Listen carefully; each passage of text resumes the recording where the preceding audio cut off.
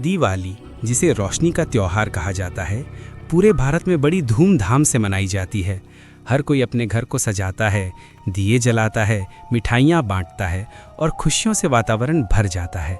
लेकिन कहते हैं, जहाँ रोशनी होती है वहीं अंधकार भी होता है, और कभी कभी ये अंधकार इतना गहरा होता है कि आत्माएं भी वापस लौट आती हैं। ये घटना राजस्थान के एक छोटे से गांव भैरवपुर की है। गांव बहुत सुंदर था, लेकिन गांव के छोर पर एक पुरानी हवेली थी जिसे सब ठाकुर हवेली के नाम से जानते थे।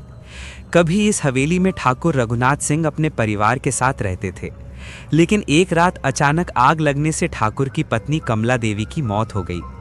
उस दिन के बाद से हवेली वीरान हो गई।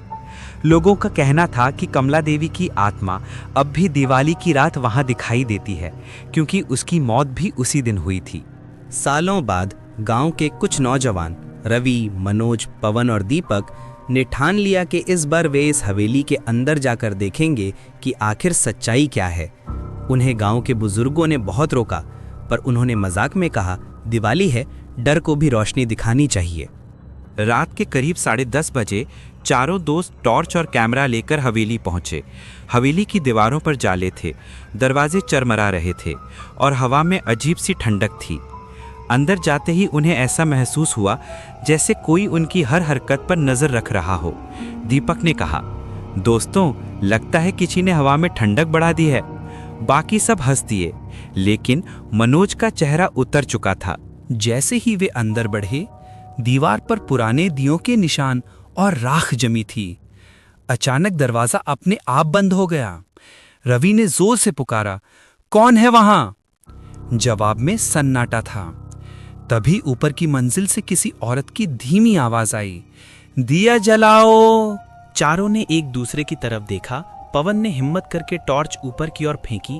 वहां एक पुरानी साड़ी पहने औरत खड़ी थी। उसका चेहरा सफेद और आंखों की जगह गहरे काले गड्ढे थे। वो धीरे धीरे नीचे आने लगी। टॉर्च अपने आप बंद हो गई। दीपक डर के मारे चिल्लाया, भागो! जब उन्होंने दरवाजा खोलने की कोशिश की तो दरवाजा जाम था। हवेली के अंदर से अजीब सी फुसफुसाहटें आने लगी। कहीं से पायल की आवाज गूंज रही थी, जैसे कोई उनके पीछे घूम रहा हो। मनोज ने कैमरा ऑन किया, लेकिन स्क्रीन पर कुछ भी साफ नहीं दिख रहा था। अचानक दीवार पर राख से किसी ने लिखा, तुमने दिया क्यों नहीं जलाया? रवि ने कांपते हुए कहा, कमला देवी, क्या अब?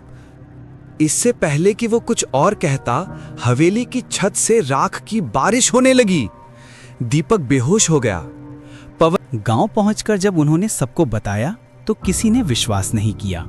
अगले दिन गांव के कुछ लोग हवेली पहुंचे तो अंदर सब कुछ सामान्य लग रहा था, पर दीवार पर अब भी राख से लिखा था, दिया जलाओ वरना मैं लौट आऊंगी। उसके बाद से गांव में एक परंपरा शुरू हुई। हर दिवाली को गांव वाले ठाकुर हवेली के बाहर एक दिया जलाते हैं।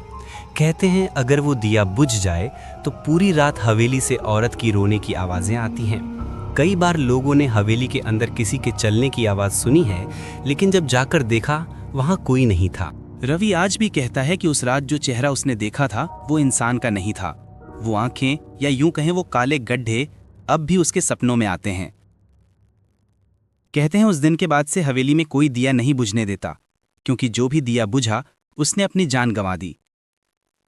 और हर साल दिवाली की रात जब पूरा गांव रोशनी से जगमगा उठता है, तब ठाकुर हवेली के पीछे अंधेरे में कोई धीमी आवाज फुसफुसाती है, दिया जलाओ वरना मैं लौट आऊंगी।